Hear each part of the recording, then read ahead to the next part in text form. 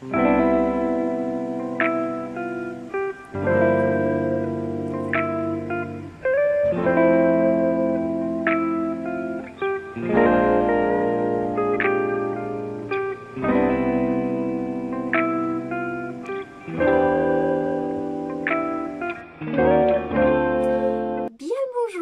Elodie, fille du bonheur. Voici mon 40e podcast et nous sommes le 26 janvier 2020. J'espère que vous allez bien, que vous avez passé une bonne semaine depuis la semaine dernière. Voilà, nous on est sur la fin de notre quarantaine, on va pouvoir sortir vendredi. Donc on est super content, on a hâte. On commence fort en sortant vendredi. On a rendez-vous avec la banque pour pouvoir récupérer nos cartes de crédit. Nous pouvons emménager dans notre nouvel appartement le samedi dans la journée. On a fait nos premiers achats aujourd'hui pour notre future maison. On a acheté des plaids parce que voilà, les plaids ça manque. Voilà, quoi d'autre? Du coup, on n'est pas encore sorti, donc c'est vrai que c'est un petit peu frustrant. Voilà, pour celles qui demandaient, en fait, on va habiter, là on est à Saint-Romuald, donc c'est de l'autre côté du Saint-Laurent, en face de Québec City. Proche du pont en fait qui permet de faire la liaison entre Québec et Lévis. Et en fait, on va nous habiter à Lévis, donc c'est après Saint-Romuald et c'est vraiment juste en face de Québec City, face à Frontenac, donc le bâtiment principal qu'on connaît un peu de Québec. Et en fait, nous, on va habiter juste en face et face au traversier. Je vous montrerai, on va avoir une superbe vue de l'appartement. Donc voilà, on a vraiment hâte. Et puis ça veut dire que ce week-end, comme on n'est plus en quarantaine, on va pouvoir aller se promener. Pour l'instant, les magasins sont encore fermés, les magasins non essentiels, parce qu'on est en confinement jusqu'au 8 février. Du coup, pour l'instant, ce qu'on a besoin d'acheter, on l'achète en ligne. Par exemple, je me suis pris juste une paire de bottes de pluie rouges pour au moins avoir les pieds au sec lors de mes déplacements en fin de semaine. Et puis, quand les magasins rouvriront, j'essaierai des paires de chaussures plus adaptées avec des crampons voilà, sous la chaussure, plus chaude. Voilà. Mais bon, en attendant, du coup, je me suis pris une paire. Donc voilà, et puis autrement, les contacts que l'on a avec des personnes liées aux administrations pour l'instant, ils sont super adorables. On a eu notre rendez-vous avec la banquière, on a eu un rendez-vous virtuel. Elle a été super mignonne, elle nous a tout expliqué, voilà, la façon dont fonctionne la banque au Canada. Demain, j'ai un rendez-vous administratif avec ma future école. Donc j'ai dû remplir aujourd'hui tout un petit formulaire et tout ça. Donc voilà, pour ma rentrée de vendredi 15 février, donc qui sera a priori juste une journée de présentation. Voilà. Et puis autrement, tranquille. Je vous avoue que du coup notre quarantaine, c'est tricot, puzzle, Netflix, parce que Netflix c'est notre ami. Et en plus, le Netflix canadien, le catalogue n'est pas le même qu'en France. Donc, je vous dis pas tout ce qu'on s'est mis en liste. Il y a plein de choses à voir. Voilà. Et puis, qu'est-ce que je voulais vous dire d'autre? Non, du coup, je vais pas vous en dire plus. C'est vrai que là, ne sortant pas, j'ai pas beaucoup plus d'infos. Je vous raconterai plus de choses la semaine prochaine. Et puis, au fil des semaines, évidemment, je vous raconterai un peu comment ça se passe avec ces chers Québécois. Et puis, voilà, la vie au quotidien. Voilà. Il y a Chris et Delph qui me demandaient la différence entre du crochet normal et du crochet tunisien. En fait, la différence, c'est tout simplement la technique. La technique au crochet, c'est qu'on va avoir. J'étais en train de me dire, est-ce que j'ai mon crochet là? Oui, j'ai un crochet normal avec un ouvrage.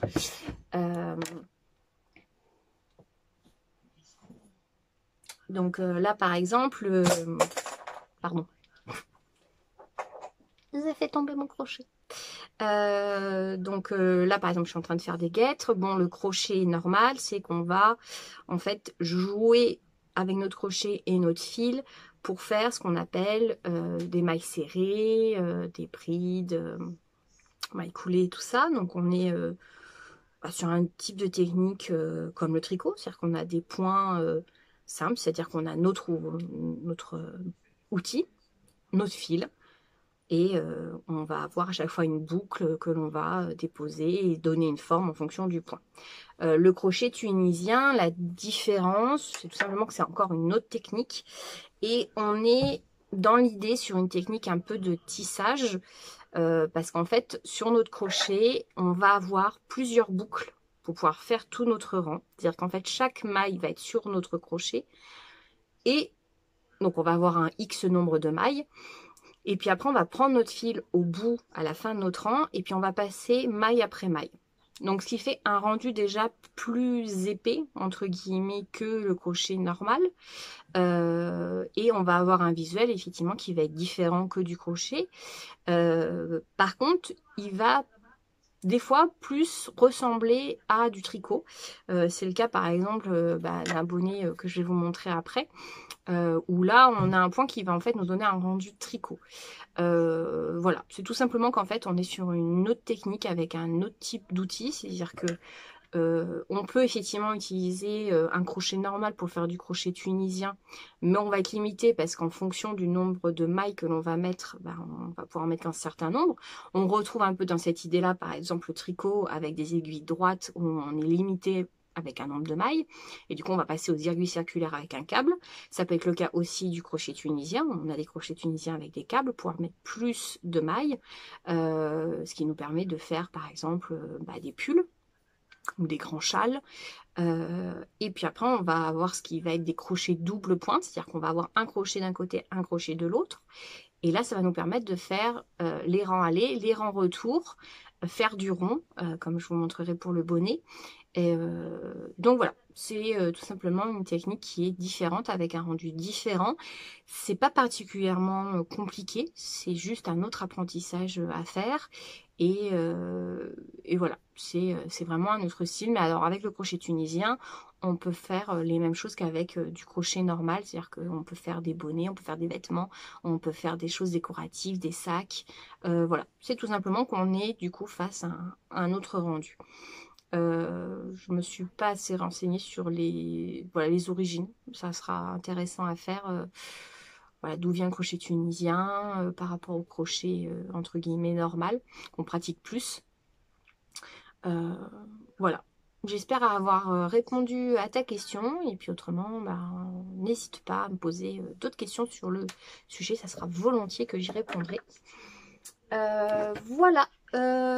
Autrement, pour reprendre notre petit programme habituel, en ouvrage fini, j'ai fini le Imberable outil que je porte fièrement, je dois l'avouer, parce que mon premier jacquard. Donc voilà, je vous montre mon petit corps avec ma bordure, mes côtes en rose.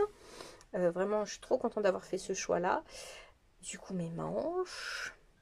Et puis le jacquard, je suis contente, il se pose bien. Bon, il méritera un blocage, mais là, je peux pas le faire au gîte. Les fleurs, ça va, je trouve, franchement, ça le fait plutôt bien. Les manches sont longues, elles sont un petit peu larges. Bon, moi, ça me gêne pas, mais bon, c'est à prendre en compte pour le modèle quand même. Voilà, je trouve qu'il tombe bien. J'ai respecté la longueur qui était proposée. Donc, il me descend...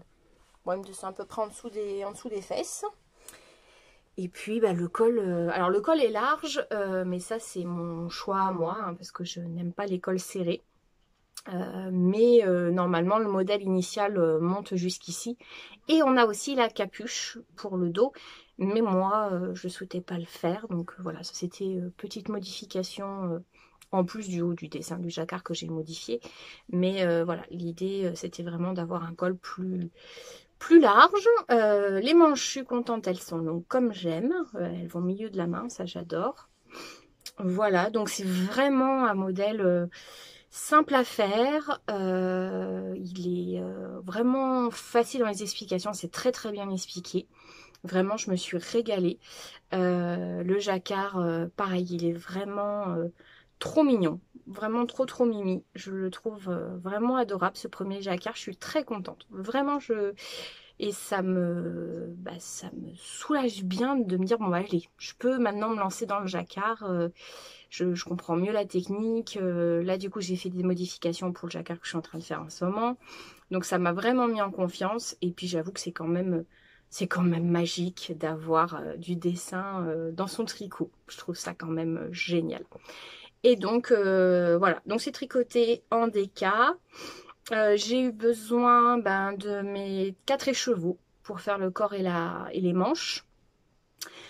Pour le jacquard, en fait, on consomme pas énormément. Donc, il me reste plus de la moitié de l'écheveau écru, brun. Et alors là, il m'en reste plein du bleu. Bon, mais ça, c'est cool. Du coup, je peux le mettre dans autre chose. Et le rose, j'ai utilisé... Ah, j'en ai utilisé 3/4 du rose quand même. J'en ai utilisé plus. Il m'en reste pas énormément. Il me reste une petite boulette. Mais voilà, par contre j'ai utilisé les 4 écheveaux et donc c'était pour faire la taille, j'ai fait la taille XL pour avoir la bonne taille au niveau de la poitrine, hein, parce que moi c'est toujours le même problème, donc nickel au niveau de la poitrine. Du coup c'est vrai que ça fait un peu plus souple après au niveau du ventre, mais bon c'est pas plus mal non plus, ça cache le petit bedon. Et voilà, pour une poitrine de 106 cm. Voilà, si vous avez d'autres questions, n'hésitez pas, mais c'est vraiment un modèle qui est hyper agréable à faire. Vraiment très très agréable. Et puis, j'ai fini mon bonnet en crochet tunisien. Oula, je vous ai déplacé, parce que tout est relié. Voilà, j'ai fini mon bonnet. Donc, je suis très très contente. Ah oui, j'ai fini mon bonnet, mais alors quand même pour l'histoire, c'est que le lendemain du podcast de la semaine dernière, j'ai fini le bonnet et quand je l'ai mis sur ma tête, il était trop petit. Donc, j'ai tout défait et j'ai recommencé. Alors, là, je le fais en crochet, donc qui est préconisé 7-8. Sauf que je n'avais pas de crochet 8-9, donc j'ai refait avec un crochet 9-10. Pardon. Mais alors là, par contre, ça n'allait plus du tout. C'était beaucoup trop lâche. Donc, j'ai repris mon crochet 7-8. Et par contre, j'ai rajouté 10 mailles. Donc, moi, j'ai fait la plus grande taille. Je crois que c'est 65 mailles qu'il faut. J'en ai fait 75. Et là, c'est quand même beaucoup mieux au niveau de la taille. Voilà, il est un petit peu souche, c'est pas mal. Petit hommage à Marie si tu me regardes. Voilà. Et puis, il est très très agréable. Il a l'air de bien tenir chaud. Voilà, c'est le côté crochet tunisien, ça c'est pas mal quand même. Voilà. Donc c'est comme je vous disais tout à l'heure, en fait là on a un rendu jersey. On voit à l'intérieur en fait c'est le fil de retour en fait. Ça, là on voit en fait le fil à l'aller. Et ça c'est pour le fil de retour. Donc on travaille en premier la couleur A, on fait une petite alternance de rayures avec la couleur B et puis couleur B pour le reste du bonnet. Voilà, du coup j'ai été quand même vachement plus vite pour faire la deuxième fois. Comme il a quand même une très très bonne longueur, c'est bien je trouve pour quelqu'un qui a des cheveux, voilà, pour les mettre. Donc maintenant il va passer au test, savoir si voilà ça tient bien chaud, mais comme il sait chaque crochette, ça a l'air d'être le cas. Il tient bien chaud. Donc je pense que j'en referai d'autres. Et puis prochain bonnet au crochet, ça sera un modèle de Rachel Henry, je pense, que je vous en avais déjà montré, qui a un petit point un peu texturé. Mais voilà, mais je trouve quand même assez dégaine le fait que ça fasse un point jersey quand même, alors qu'on est sur du crochet tunisien.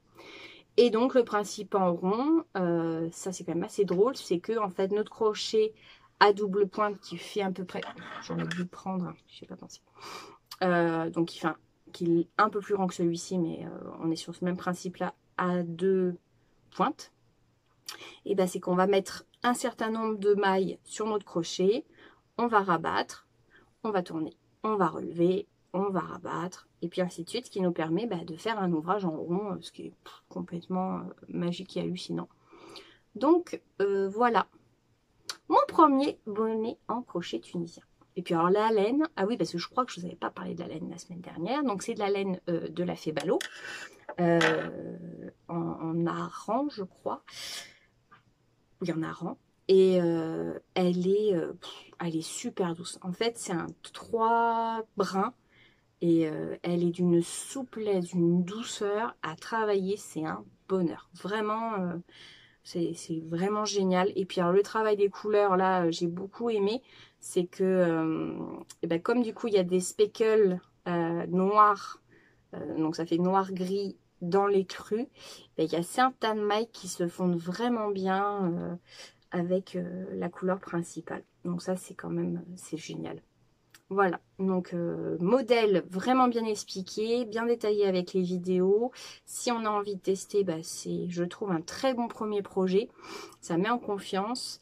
Et puis pour la laine, voilà. Donc il m'en reste de la laine des deux couleurs.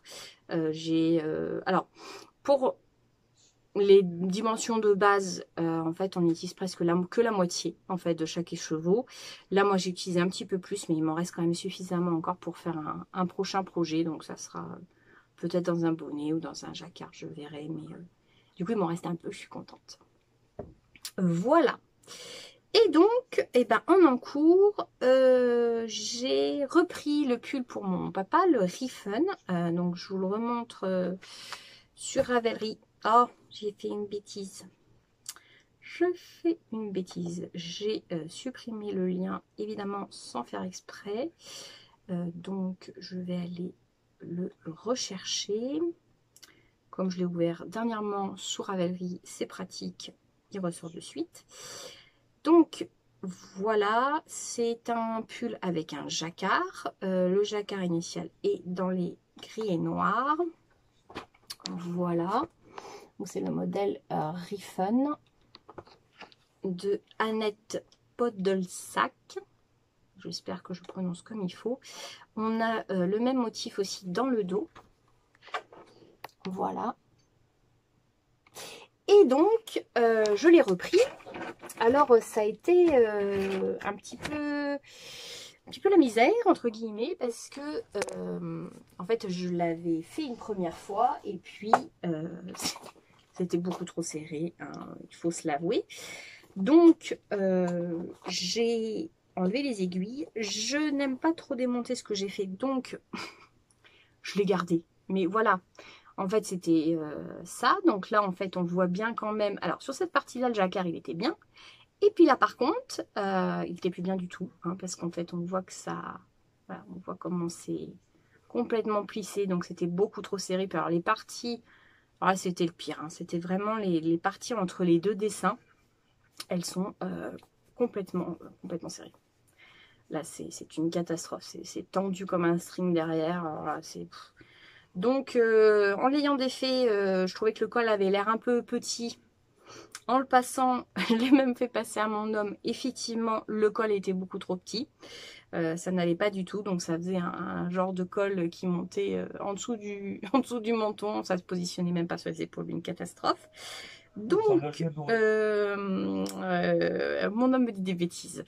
Du coup, restons concentrés. Donc, mon jacquard n'allait pas. Donc, j'ai décidé de défaire. Donc, j'ai repris. Alors, j'ai décidé de faire la taille au-dessus.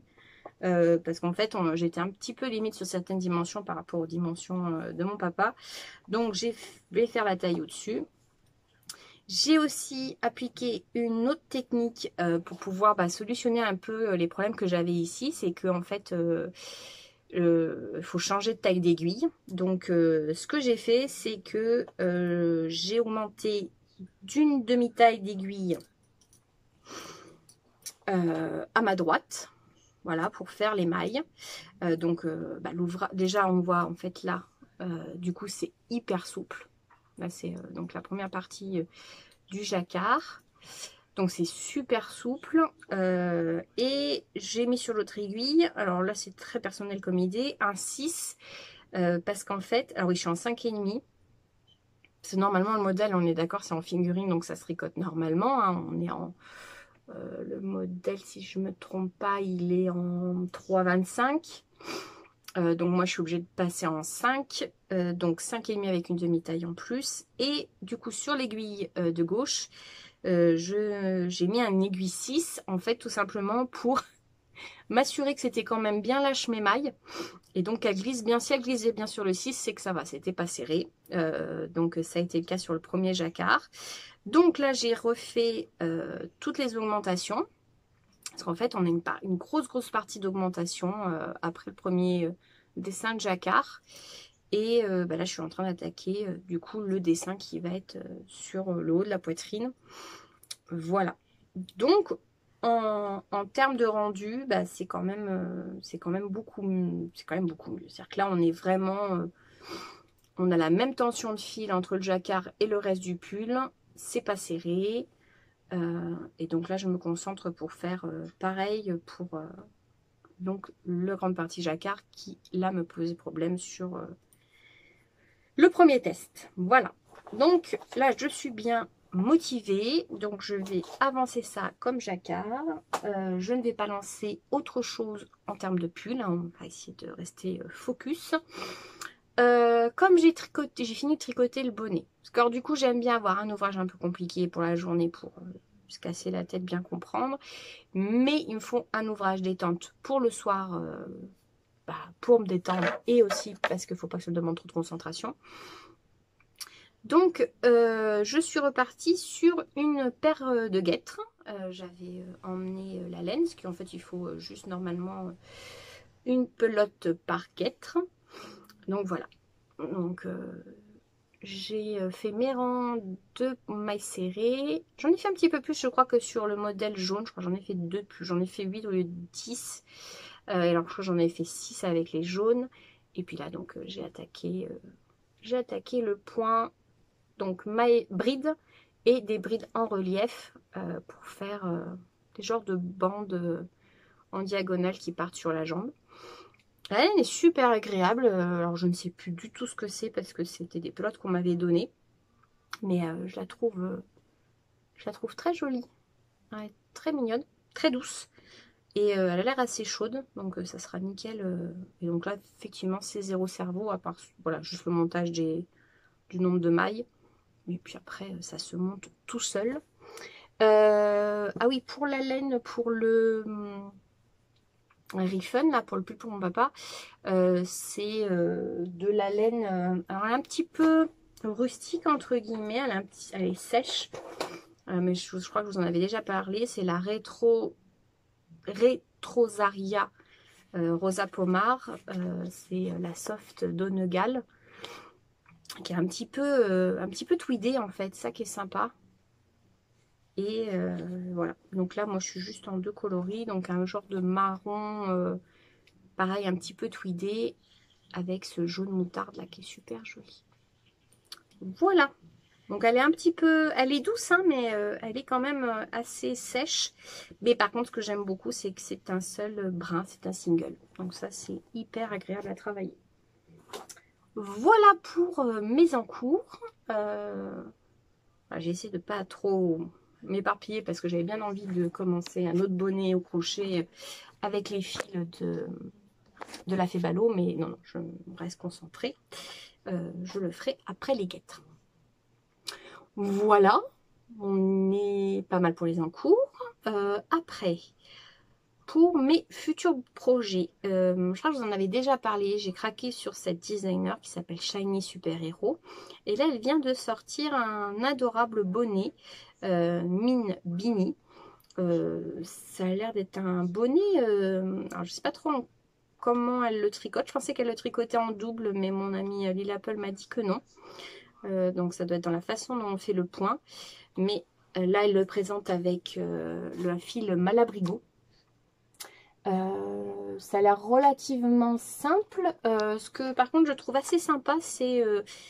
je sais pas si on va voir... Oui, je crois qu'on va voir sur cette photo. Non. C'est rigolo parce qu'en fait, elle a un point... ça fait un point carré. Ah, mais non, en fait, je viens de voir avec la photo. Et non, voilà, c'est qui se tricote. En fait, comme un tube. J'ai vu ça sur un autre modèle de bonnet. C'est-à-dire qu'en fait, ça se tricote comme un tube. On doit monter des mailles, je pense, les mettre en attente, faire le bonnet, les reprendre et faire l'autre côté du bonnet. Ce qui fait qu'après, ça nous fait un bonnet avec une double épaisseur. Donc, un bonnet bien épais, bien chaud. Donc, c'est une très très bonne idée. Hein. Ah, voilà. Et ce que j'ai bien aimé, c'est la finition comme ça. C'est-à-dire qu'en fait, on a vraiment 4 bandes de diminution. Donc je trouve ça très très sympa. Donc voilà, donc il a l'air bien chaud. Donc elle vient de le sortir. Il est pas cher, il est à 4,22 € sur Ravelry. Voilà, elle préconise de la Malabrigo ou de la Semnesgarn. Je connais pas. Parce que c'est comme, voilà. C'est un modèle en anglais. Du coup, il faut de la worsted en laine. Donc on est un peu plus épais que de la déca. On doit être autour de 190 mètres au 100 grammes. Et se tricote pardon, en 5,5. Et du coup, j'ai vu qu'elle avait sorti le pull que je veux absolument faire d'elle aussi, le Karma Sweater. Je vous avais montré, c'est un visage tout rond avec des jolies joues. Et en fait, elle vient de le sortir en modèle enfant. Et genre là, c'est carrément trop mignon. C'est adorable le petit modèle enfant. Il est vraiment trop chou. Donc j'ai vraiment, déjà, moi, hâte de le faire pour moi. Et alors là, en modèle enfant, il est carrément adorable. Mais une photo, je trouve trop mimi. Puis alors, les 2 petites poches dans les joues, c'est adorable. Donc, et ben comme je ne sais plus si je vous l'ai dit, je vais être tata. Et donc, ben, si c'est bien une petite fille, même si c'est un petit garçon, ben, il aura droit aussi. Mais le petit bout aura droit à son pull Karma Sweater. Par contre, je crois que, oui, c'est ce que j'ai vu, il est en 2 ans en plus petite. Bon, en plus petite taille, donc ça ne sera pas pour de suite, mais c'est sur ma liste pour le pitchoun. Ça sera trop mignon. Et puis, je ferai une grande taille cette année ou pas, à voir. Voilà. Mais voilà, Shiny Super Hero, je suis vraiment fan de cette designer. Et puis elle est vraiment trop mignonne sur ses publications Instagram. Et puis, oui, je voulais vous montrer la semaine dernière, parce que j'avais complètement zappé, la fibre que je me suis emmenée à filer. Et je me rends compte que je n'ai pas encore filé pendant ma quarantaine, donc il va falloir y remédier. J'ai emmené avec moi la super fibre de la Nanouchette Factory, le Dark Rainbow Dash, qui est juste sublime. Donc en fait c'est une fibre noire en base avec de la couleur fluo, des paillettes. On est sur de la licorne dark. Et puis alors, faisons les choses quand même bien. C'est que j'ai un fuseau avec une licorne qui brille. Et donc voilà, ça c'était ce que j'avais déjà filé. Donc j'en avais déjà fait pas mal. Voilà. Donc ça va falloir que je le vide parce qu'il est déjà bien plein. Et en plus c'est que j'en ai quand même beaucoup. J'en ai une... Ah oui, il m'en reste encore une nappe. Et puis après... Ah oui, après... Je vais rajouter, parce que c'était un peu dans la même idée, c'était un sandwich que m'avait offert mon ami Ifebo. Qui est un petit peu dans le même style. Ah, les sandwichs. C'est juste trop beau. Ce sera peut-être un chouille plus clair parce qu'il y a un petit peu plus de jaune et la fibre principale est plus marron que noir. Mais je me dis vraiment, quand on les voit côte à côte, ça le fait quand même vachement bien. Donc ça fera une association de projets à faire avec. Et je crois... Non, voilà. Donc ça sera... Je verrai, en fonction du métrage que j'aurai, peut-être que ça sera dans un pull, ça serait trop beau. Ou un bonnet, possible aussi. Parce que j'allais dire des paires de mitaines, mais non, parce que mon ami Lanouchette Factory m'a offert une paire de mitaines avec cette fibre-là qu'elle a filée. Et j'aurais dû les prendre. Je vous les montrerai la semaine prochaine. Elles sont juste sublimes. Le fil, la fibre, elle est belle, mais alors le fil est splendide. Voilà. Moi, je ne sais pas si je vais le retordre ou pas. Dans l'idée, peut-être pas. J'ai fait de mon fuseau. Il est planqué au bout du sac. Je sais pas. J'aimerais bien le laisser en single. Mais à la fois, je sais pas. Je n'ai pas forcément assez confiance en mes singles. Mais bon, à voir. Autrement, bah, ça sera retordu. Ah non, ça y est, je m'en souviens. C'est que je m'étais dit que j'allais filer donc la nappe de la Nochette Factory et le retordre avec la nappe de Il fait beau, le sandwich de Il fait beau. Ça peut être sympa et du coup ça me ferait quand même un joli métrage, un joli grammage. Grammage, je sais pas si ça se dit, mais bon voilà. Ça ferait voilà, une bonne distance pour faire un ouvrage sympa. Donc voilà, donc je me suis emmené que ça à filer dans ma valise, parce qu'il n'y avait plus de place après. Et le reste des fibres arrivera par mal au mois de mars. Voilà. Voilà pour ce qui est de la partie laine. On va passer à la partie série. J'ai regardé du coup la dernière série de Netflix, la chronique des Bridgerton. Donc, qui est une série qui se passe autour de 1800. On est un peu dans l'idée de Jane Austen. Et donc, le synopsis. À Londres, pendant la régence, Daphne Bridgerton, fille aînée d'une puissante dynastie, est censée se trouver un mari. Mais la concurrence est rude et ses envies sont ailleurs. On est entre guillemets sur un scénario classique, c'est-à-dire qu'on a une grande famille anglaise, ils ont beaucoup de filles, il faut les marier, mais de façon principale, il faut marier l'aîné. Et puis quand l'aîné sera marié, on pourra marier les autres filles. Le père est décédé, donc c'est le fils aîné qui doit s'occuper de la famille et de choisir un mari pour l'aîné. Et puis donc voilà, donc on va suivre les aventures de Daphné qui est l'héroïne, la fille aînée, et puis autour va graviter ses sœurs avec leur relation amoureuse, la famille voisine qui est aussi des amis donc des Bridgerton avec leurs aventures à eux, et puis dans les sœurs on en a une qui ne souhaite pas suivre le courant normal, donc un peu comme Jane Austen, elle veut écrire ses propres romans, mais voilà, est confrontée quand même à la société de l'époque. On a évidemment toutes les petites querelles amoureuses, les prétendants, voilà. Donc il n'y a pas beaucoup d'épisodes, hein, il y en a 8 je crois, si je ne me trompe pas. Oui, c'est ça, il y a 8 épisodes. Ils ont signé déjà pour une saison 2. Moi, j'ai passé un très très bon moment. Les robes sont juste sublimes, les décors sont magnifiques. Il y a vraiment un travail qui est splendide. L'héroïne est mignonne. Bon, pour ma part, je trouve elle fait un peu enfant, mais bon, à la fois, ça va aussi un peu avec le personnage quand même. Le héros beau gosse, ça va. Franchement, il remplit bien son rôle, il a une bonne prestance. Donc j'ai passé voilà, un très très bon moment. Et puis voilà, si on aime ce type d'histoire romanesque, voilà, la Jane Austen, moi je trouvais ça très très sympa.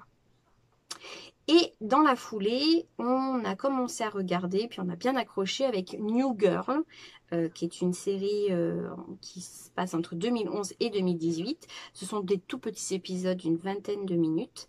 L'héroïne, c'est Zooey Deschanel. Donc le synopsis, depuis qu'elle a découvert l'infidélité de son petit ami, Jess, une jeune femme naïve et maladroite, partage un appartement avec 3 garçons, Schmidt, Nick et Winston. Cette cohabitation change leur quotidien à tous. Entre leurs déboires sentimentaux respectifs, la petite bande cherche sa place dans le monde. Elle est géniale. Dire Jess, elle est complètement pétée. Elle chante des moments de sa vie. Elle a des tenues. Non, mais c'est l'éclate. Elle fait que des conneries. Mais elle est mignonne comme un cœur. Puis du coup, ça se passe, voilà, ça accroche bien avec ces 3 colocataires qui sont profondément différents. Donc on a Schmidt qui lui travaille dans le marketing, mais qui est dans une entreprise où il n'y a que des femmes. Donc il raconte ses déboires et puis alors lui, le sexe, voilà, c'est toute sa vie. On a Nick qui est le paumé, barman, qui fait que de la merde en permanence. Et puis on a Winston qui lui se cherche complètement professionnellement. Et du coup, voilà, on est dans cette coloc avec les aventures de chacun, la solidarité qu'il y a entre chaque personnage. Voilà, c'est vraiment pas de prise de tête comme série, ça fait du bien, c'est frais. Les aventures sont mignonnes, elles sont drôles. Voilà, franchement, un très très bon moment à passer avec cette série. Vraiment non prise de tête. En film, du coup, nous avons regardé Rush Hour 3. On avait vu les 2 premiers, mais pas le 3, qui se passe en France. Donc Rush Hour, c'est Jackie Chan et Chris Tucker, qui sont en fait 2 flics. Donc Jackie Chan vient de Chine. Il a commencé à travailler à la police, je crois que c'est à Los Angeles. Et du coup, bah, il y a Chris Tucker, son coéquipier, qui est un black qui adore danser, qui est pété d'humour. Et donc là, le troisième, en fait, c'est tout simplement, bah, c'est encore une aventure avec les deux, et qui se passe en partie à Paris. Donc c'est un film comique, d'action. Les scènes d'action sont super bien faites, puis Jackie Chan est toujours aussi impressionnant. Il date de 2007 et il dure 1h30. Dans l'idée, quand même, il faut avoir vu les 2 premiers Rush Hour, mais voilà, c'est une bonne comédie d'action. On a regardé La Momie, le premier, donc avec Brendan Fraser, qui date de 99, longtemps avant la naissance du Christ, pour avoir osé défier le pharaon en lui ravissant sa jeune maîtresse, le grand prêtre de Thèbes, Imhotep, est momifié vivant et enseveli dans une crypte secrète d'Anunaptra, la cité des morts. Du fond de son sarcophage, le grand prêtre jure se venger de ce genre du genre humain. En 1923, un aventurier américain, Rick O'Connell, découvre fortuitement les ruines d'Amunaptra, que des générations d'égyptologues recherchaient en vain. Il met dans le secret une jeune égyptologue et son frère, et tous trois partent à la recherche du trésor des pharaons. Et là, il est encore super efficace. Vraiment, les effets spéciaux pour l'époque, bah, ils étaient quand même vachement bien faits, parce que ça passe quand même très très bien. Le duo Brendan Fraser, Rachel Weisz marche bien. Brendan Fraser, américain costaud, qui ne fait que tirer, et du coup Rachel Weisz, qui est l'égyptologue complètement fascinée par l'Égypte, qui connaît plein de choses, qui parle plusieurs langues anciennes, voilà, avec un frère qui fait connerie sur connerie, et qu'il n'y a qu'une seule chose, c'est l'argent qui l'intéresse. Et les trésors, donc, on est face à un bon film d'aventure fantastique qui fonctionne encore très très bien. Après, nous avons regardé La Princesse Mononoke, qui est un film d'animation japonais de Miyazaki, qui date de 2000 maintenant. Moi, c'est un de mes Ghibli préférés. Il est en ce moment du coup sur Netflix. Donc, c'est au XVe siècle, durant l'ère Muromachi. La forêt japonaise, jadis protégée par des animaux géants, se dépeuple à cause de l'homme. Un sanglier transformé en démon dévastateur en sort et attaque le village d'Ashitaka, futur chef du clan Emishi. Touché par le sanglier qui l'a tué, celui-ci est forcé de partir à la recherche du dieu cerf pour lever la malédiction qui lui gangrène le bras. C'est un film d'animation, alors c'est pas un film d'animation pour enfants, il y a quand même des scènes un peu violentes dedans, mais par contre c'est un film très intéressant sur le lien entre la nature, l'homme, ce que l'homme fait subir à la nature, comment la nature décide elle de se venger. Les dessins sont purement magnifiques, l'histoire est quand même très belle. Moi c'est vraiment un des Ghibli que je conseille parce qu'il est vraiment magnifique, la symbolique est vraiment belle, mais voilà, c'est vraiment pas un film pour enfants, parce que voilà, il y a des symboles et puis des scènes qui sont quand même assez violentes, donc voilà, c'est pas, je préfère le dire, mais c'est un très très bon film d'animation. On a regardé Mauvaise Herbe, un film avec Kairon et de Kairon, 2018. J'en avais parlé, j'avais vu son dernier film d'humour, César vs Brutus, qui malheureusement n'était pas top. Là par contre c'est un très très bon film. Donc le synopsis: Wael, un ancien enfant des rues, vit en banlieue parisienne de petites arnaques qu'il commet avec Monique, une femme à la retraite qui tient visiblement beaucoup à lui. Sa vie prend un tournant le jour où un ami de cette dernière, Victor, lui offre, sur insistance de Monique, un petit job bénévole dans son centre d'enfants exclus du système scolaire. Wael se trouve peu à peu responsable d'un groupe de 6 adolescents expulsés pour absentéisme, insolence ou encore port d'âme. De cette rencontre explosive entre Mauvaise Herbe va naître un véritable miracle. C'est un film qui est hyper touchant par l'histoire du personnage de Wael, son histoire à lui, donc je ne vais pas vous spoiler, il n'a pas une histoire drôle, mais ça en fait ce qu'il est, de Monique, donc cette femme qui est avec lui, Il y a André Dussolier, du coup, qui est l'ami de Monique, qui va lui proposer ce job bénévole. Et donc, bah aussi, ce qui est touchant, c'est l'histoire de ces jeunes aussi avec Aaron. Comment le lien va se créer, comment ça va évoluer. Vraiment un film très très touchant, une très jolie comédie. Et c'est là que je trouve que Caron en fait est le mieux dans les films qu'il a fait. C'est vraiment les films qui sont touchants. Et du coup, pas malheureusement le dernier qu'il a fait. Mais voilà, c'est un film que je vous conseille en comédie semi-dramatique française. Après, j'ai revu Fusion. En film catastrophe, parce que j'aime bien les films catastrophes, c'est vraiment des films repos-cerveau et on en prend plein la vue. Synopsis: pour des raisons inconnues, le noyau interne de la Terre a cessé de tourner sur lui-même. Le champ magnétique de la planète s'effondre, provoquant sous les latitudes les plus diverses une dramatique et spectaculaire série d'accidents. Face à cette catastrophe sans précédent, le gouvernement américain convoque le géophysicien Josh Case, une poignée de savants de réputation internationale et un tandem de spationautes. Le major Rebecca Chills et le commandant Iverson, leur objectif: lancer dans les profondeurs du manteau terrestre une capsule habitée et provoquer des explosions nucléaires en chaîne pour activer le noyau et ainsi sauver le monde d'une destruction imminente. Ça va être la merde. Donc voilà, un bon film d'action de science-fiction. Il y a des grosses incohérences. Tout n'est pas super bien fait, mais je trouve le scénario original, en parlant de film catastrophe. Je pense que c'est même une histoire qui aurait pu être reprise aujourd'hui, avec les effets spéciaux et puis voilà, avec les nouvelles connaissances que l'on sait aussi de la Terre, l'électromagnétisme et tout ça. Mais on passe quand même un bon moment avec Aaron Eckhart et Hilary Swank. Il y a même Chicky Cario dedans. Voilà, il date de 2003, mais ça reste un bon film d'aventure catastrophe. Je me suis refait un film que j'aime beaucoup, The Silence, qui est un film d'épouvante, thriller fantastique de 2019.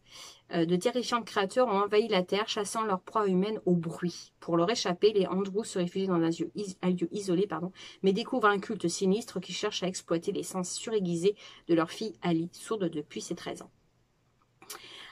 Alors, la partie culte sinistre, en fait, c'est vraiment sur la fin du film, mais l'histoire du film principal, c'est effectivement, on sait dès le début, des créatures qui sortent d'une grotte. Ces créatures, elles ne voient pas, elles n'entendent, c'est tout. Et en fait, la famille des Andrews communique par le langage des signes et font peu de bruit parce qu'en fait, leur fille a eu un grave accident et donc elle est devenue sourde. Et donc, ils sont déjà habitués à pas faire beaucoup de bruit, à communiquer en silence, ce qui va leur être un gros atout dans cette invasion de créatures et comment ils vont pouvoir survivre et donc vivre leur aventure pour essayer de sauver leur peau. Et c'est un super film. Les créatures sont un petit peu dégueulasses, mais ça passe, vraiment. Il n'y a pas des grosses scènes flippantes. Par contre, une super ambiance et un super scénar. Voilà. On a regardé les Chroniques de Noël 2, parce qu'on n'avait pas pu le voir au mois de décembre, donc avec Kurt Russell. Désormais ado et cynique, Kate Pierce fait une nouvelle fois équipe avec le Père Noël quand un mystérieux fauteur de troubles menace de supprimer Noël pour toujours. Eh bien, c'est un bon film. Alors ça, par contre, c'est un bon film familial, comédie, aventure pour Noël. Le premier était déjà bien sympa. Le deuxième, il est tout aussi sympathique. Il y a des petits lutins dedans qui sont trop mignons.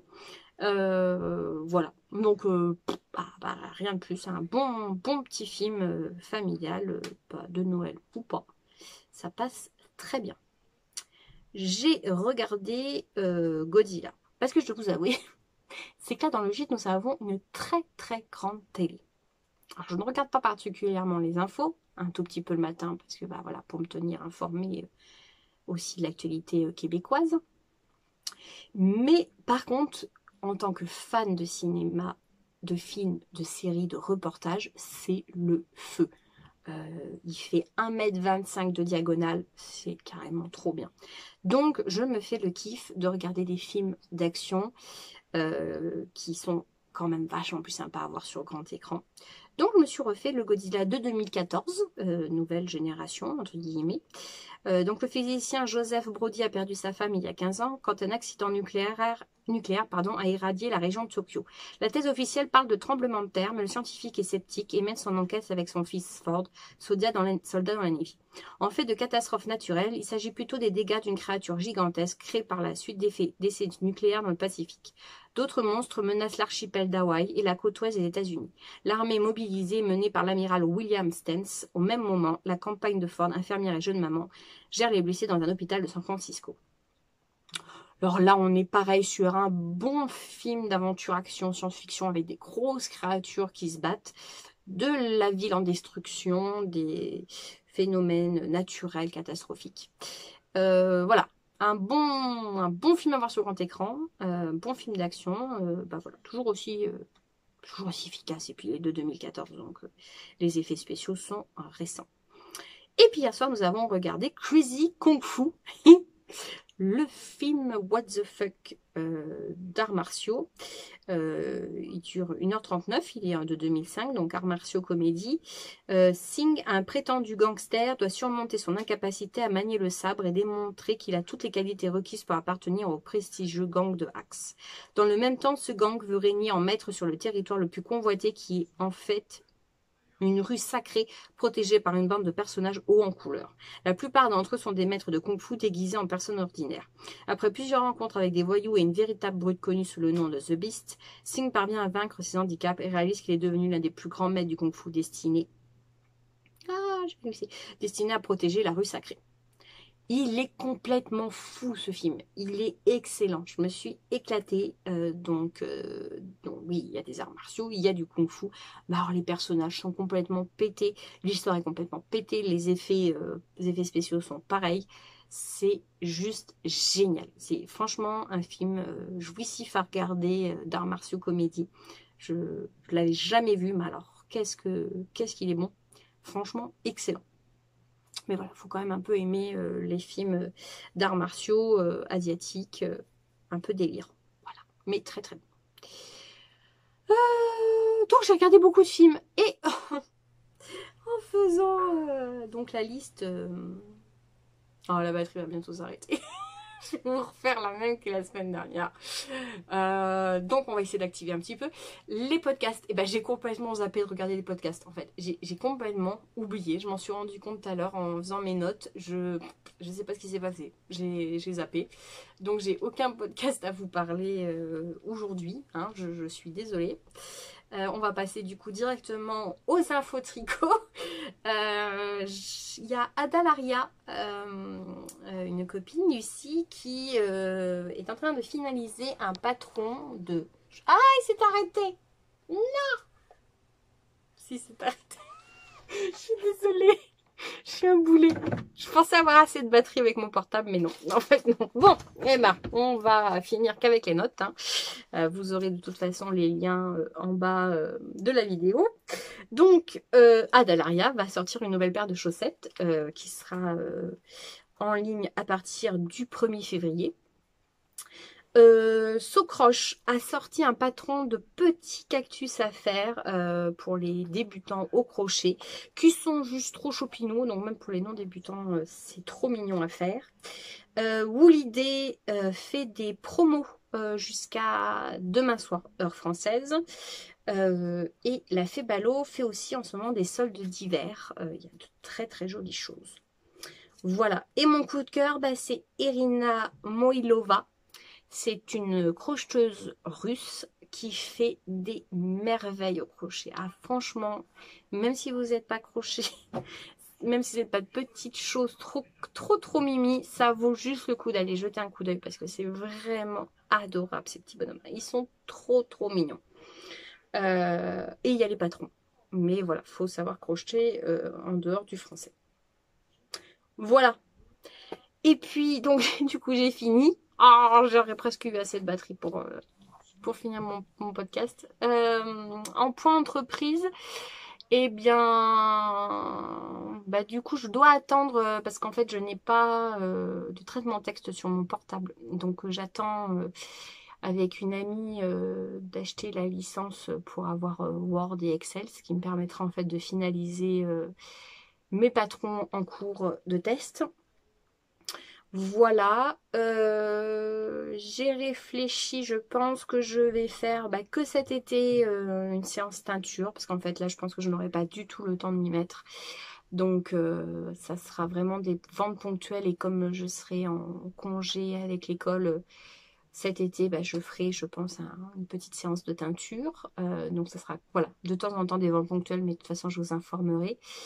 Et puis, comme je n'ai pas de laine autre que pour des projets prédéfinis encore, pardon, je me dis que la production et tout ça de produits déjà tricotés se fera, je pense pas avant au moins avril et mai. Puis il faut que je laisse passer aussi ma rentrée scolaire, voir un peu comment je vais arriver à me positionner et prendre mes repères.